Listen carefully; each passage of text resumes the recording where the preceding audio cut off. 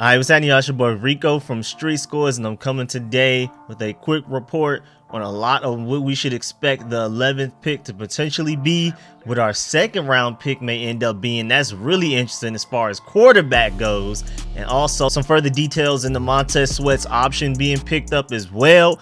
And like I've already told y'all on live streams, videos, all kinds of stuff, I will be live streaming the entire draft process. Well, most of it. I'll be live streaming Thursday, tomorrow night, an hour before the draft. I'll start it up. We'll do some mock drafts. We'll have some fun, talk about everything what we expect, and I'll live stream all the way through round 1. Then I'll live stream on Friday rounds 2 and 3, and then on Saturday I'll live stream at least round 4, but we'll see. And then also I'm going to do film sessions on every player we bring in, even undrafted free agents, but that will be for channel members only. Y'all will get all of them. The general public will get maybe a couple of them that I'm able to find the time to edit and organize and get out there to y'all, but like the channel members are gonna literally get everybody. And of course I'm gonna have my draft review and grades, reviews of each pick, certain position groups, things like that at the end, what our team needs, what free agents we may want to go get after the draft, all of that type of stuff. So stay tuned for the endless content, man. I got y'all all the way through the end of this week and further on, and I'm still working on some film sessions to get out there before the draft, but I'm just super busy. Like, I'm about to be busy all morning tomorrow,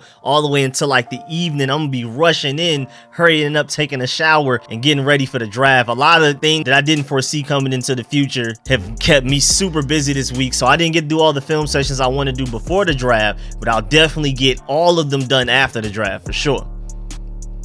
But yeah, man, this first round and this second round are very interesting. First of all, I mean, we got to see what we're going to do as far as getting a 3rd round pick and a 5th round pick or something, because with as deep as this draft is, it may not be deep quality wise, but quantity wise, it's the deepest draft in NFL history. And so that's a debate whether quality wise. So either way, I want as many picks as possible in this draft, so we may end up trading back, but we'll see. But before we dive into all of that, make sure you subscribe to the channel, hit the bell next to the subscription button so you get a notification immediately, and every time I release an informative and opinionated video just like this one.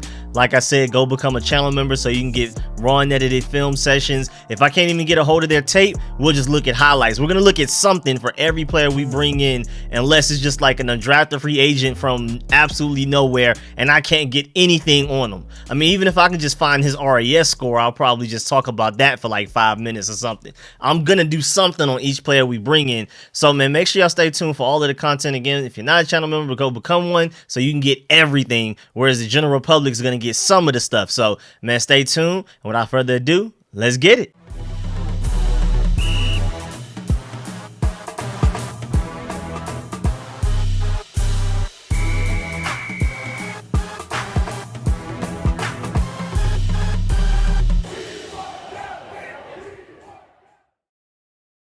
And I do want to try to get a mock draft done. I really want to get my predictive mock draft done before the draft, so we'll see when I'm gonna find the time to squeeze that in. Maybe have to come out with that tonight. We'll see. That may come out at like 3 a.m., but I gotta wake up early, so I don't know. We'll see. But yeah, man, it was reported today that the Commanders are all in on finding another wide receiver, and we've been linked to Chris Olave and Drake London in the 1st round, according to Todd McShay. And that's not basically what he thinks we should do, but based on like rumors around, reports, what he's hearing from other league executives and officials, scouts, coaches, whatever. He's hearing it from somebody. So, I mean, I don't know how true it is, but the fact that Todd McShay came out and said that and was like, hey man, watch out. Sounds like the Commanders are probably going Chris Olave or Drake London. We'll see. And I mean, to me, I think Chris Olave, just based on all of the reports we've been hearing for the past couple of weeks, Drake London is the priority. Chris Olave would be the backup plan if Drake London gets drafted by one of those teams ahead of us, which is quite likely. I mean, granted, there is that injury concern, so maybe he'll slide because of that, but I think it is quite likely that Drake London will be gone before our pick. So if they really like Chris Olave that much to take him at 11, they probably will. I don't like Chris Olave enough to take him at 11. I'm not as high on him as a lot of other people. I still, even with the injury, Jameson Williams is my wide receiver 1. I definitely like Garrett Wilson more than Chris Olave, but I don't necessarily love either of those two guys. I'd prefer, like I've said in several videos and live streams, I'd prefer to get George Pickens late first, early second over taking Chris Olave or Garrett Wilson at 11. I just think the value's better, and I think ultimately George Pickens may even end up just being the better receiver, period, regardless of where all of these guys get drafted. But then again, it's kind of a difficult thing to evaluate because situations matter. And say we get Chris Olave, and I think our offense will be pretty explosive when we add him, Terry McLaurin, all of these other weapons, finally have a quarterback in Carson Wentz that can throw it deep down the field. But say George Pickens goes to the Chiefs. Like, just naturally, George Pickens is going to put up way better stats than Chris Olave, just naturally. And so it'll be really hard to debate whether or not George Pickens is actually better than Chris Olave. I think he will be personally, but we'll see, man. I mean, again, I don't hate Chris Olave at 11. Like, there's been previous drafts where we take a certain player with our first round pick. I'm highly upset. It's not that I hate Chris Olave or Garrett Wilson or any of those guys. I just prefer Jameson Williams. I prefer Kyle Hamilton. Sauce Gardner falls for some crazy reason to 11. I prefer that. But we'll see, man. And based on what Rivera was saying earlier today, it sounds like he personally probably likes Olave more. Remember, Rivera doesn't even go to that many pro days throughout his history of being a head coach. He went to a couple this year, but like when he went to the Ohio State one, he talked to CJ Stroud, he talked to a couple of guys, and he even brought Garrett Wilson in for a top 30 visit. But when he went to the Ohio State Pro Day, he beelined to Olave, according to reports. So that was clearly the guy that he had his targeting system on. And as soon as he walked in the building, he was like, hey, y'all, that's cool. Yeah, but where's Olave? Point me to Olave. Let me go talk to him real quick. So I can definitely believe that that may be Rivera's guy, but maybe the organization as a whole maybe prefers Drake London. Who knows, though? And then in out of nowhere news, it was reported that the Commanders are rumored to have done a lot of research on Matt Corral, researching his background from high school to college. And so maybe if he slides past 11 and somehow makes it to our 47th pick, or if we somehow finesse a way to get a late first or earlier second, maybe Matt Corral is that pick. I don't know. I mean, it's those rumors that come right before the draft that are a little bit more believable than the rumors like a week before, 2 weeks before, a couple of months before. It's that like day before, because remember, nobody thought Baker Mayfield was going to go #1 overall. And then it was like the night before the draft, it started bubbling and people like, nah, that's just draft buzz. People just trying to get clicks. And then he went #1 overall. So from my experience of paying attention to the draft, like with deep analysis, like really the past 5-7 years, those rumors the night before the draft tend to be the rumors that you can probably believe in the most. Now, it's going to be hard to figure out whether or not those rumors are real, because I'm not even sure if we're going to even have a chance of taking Matt Corral because we're not taking him at 11. So if we don't end up getting him, who knows if those rumors were real or not.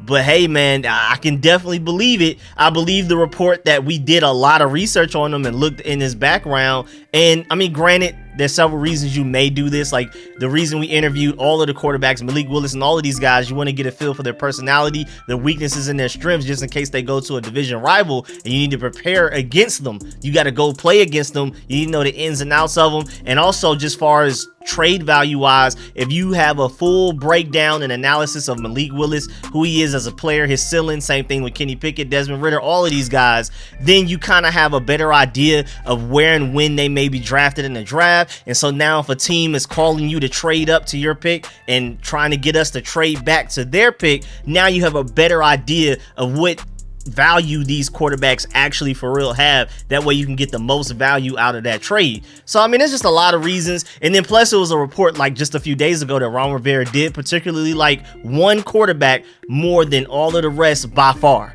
Maybe Matt Corral was the guy. I don't know. Y'all know Malik Willis is my guy, but if the guy was Matt Corral this whole time for Rivera specifically, who knows, man? That may hold some weight. And I don't think they like him enough to move draft picks to get him.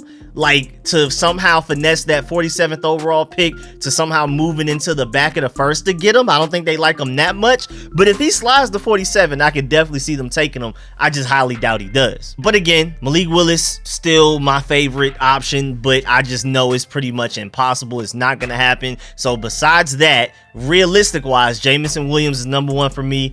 Kyle Hamilton's probably 1B, or you can switch them. I don't know. Every day I wake up is something different. One day Kyle Hamilton's my #1, the next day is Jameson Williams. I don't know, it's between those two, but today right now Jameson Williams is 1A, Kyle Hamilton's 1B. Sauce Gardner is hard to count him because I don't think he's gonna make it. And Derek Stingley, I just don't think this organization likes him enough to take a chance on him at 11 with the injury history that he has. So I might as well not even include him either. So I guess as a third, I don't know. I just don't love like the difference between Drake London, Christian Watson, Alec Pierce, Chris Olave, Garrett Wilson, George Pickens, Treylon Burks. I like them all for different reasons, so I prefer to get receiver later, trade back, whatever, or use our second round pick to get one of those guys that's still there later on. I mean, of course, some of those guys have higher floors, like Christian Watson and Alec Pierce don't have the floors of a Drake London or Chris Olave, Garrett Wilson, Treylon Burks, but like, I mean, the difference between them isn't as dramatic as a lot of people say it is. And y'all know, man, trading back and getting Daxton Hill is one of my favorite scenarios possible. And if you trade back with that 11th overall pick, do what you got to do and end up with the 2 Chiefs picks, like 29th and 30th, I believe. You take Daxton Hill with one of them, and for some crazy reason, Jameson Williams is still there with the other one. That's a home run draft to me. If I can get Daxton Hill and Jameson Williams, I don't care how you do it. That's an A+ draft immediately. I don't even care what happens with the rest of the draft. So we'll see. Those are just my opinions on that. And then lastly, as far as Montez Sweat goes, the Commanders officially exercised defensive ends Montez Sweat's 5th-year option. Already reported on this yesterday that they would do it. I reported it before they actually did it. Now they've officially done it, and it was supposed to originally be $10.892 million fully guaranteed for his 5th year, but actually, since Washington drafted Sweat to basically play a 3-4 defensive end, because we were still in a 3-4 defense, he was technically a linebacker when we drafted him, but then we switched to the 4-3, so now he's technically an edge defensive end instead of an edge linebacker. So now, instead of it being $10.9 million guaranteed, it's $11.5 million guaranteed for his 5th year.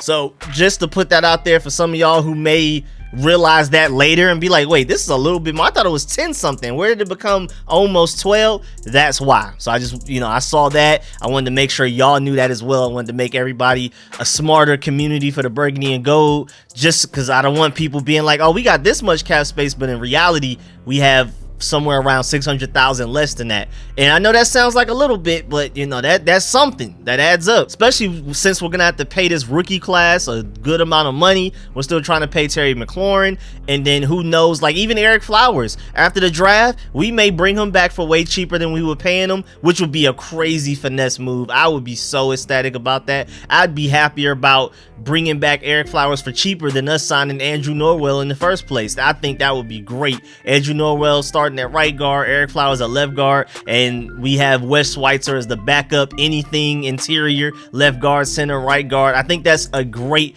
start to the offensive line. I would love that. So we're gonna need money to do that. Who knows? Maybe we don't end up getting a safety like Kyle Hamilton in the first, Daxton Hill somewhere in the middle of the first, later in the first, Jaquan Brisker, Jalen Petrie, one of those guys to kind of play the Buffalo nickel kind of role, some type of safety. We don't end up getting one of them in the draft, or maybe we find a guy later in the draft like the USC guy, somebody. If we don't, maybe we go and call up Tyrann Mathieu after the draft. We have the cap space. So man, we'll see how this all goes, man. It's gonna get really interesting again, so stay tuned for all of the content, man. Infinite live streams, man, infinite videos, film sessions. Stay tuned for all of that, man. I swear I'm going to be spamming y'all.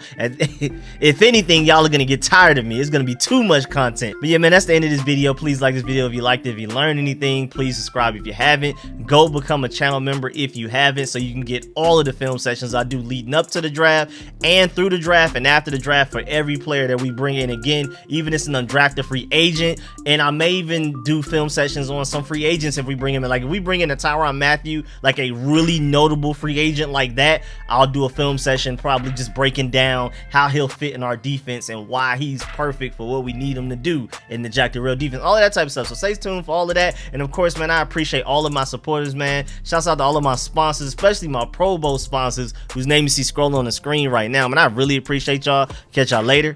I'm out.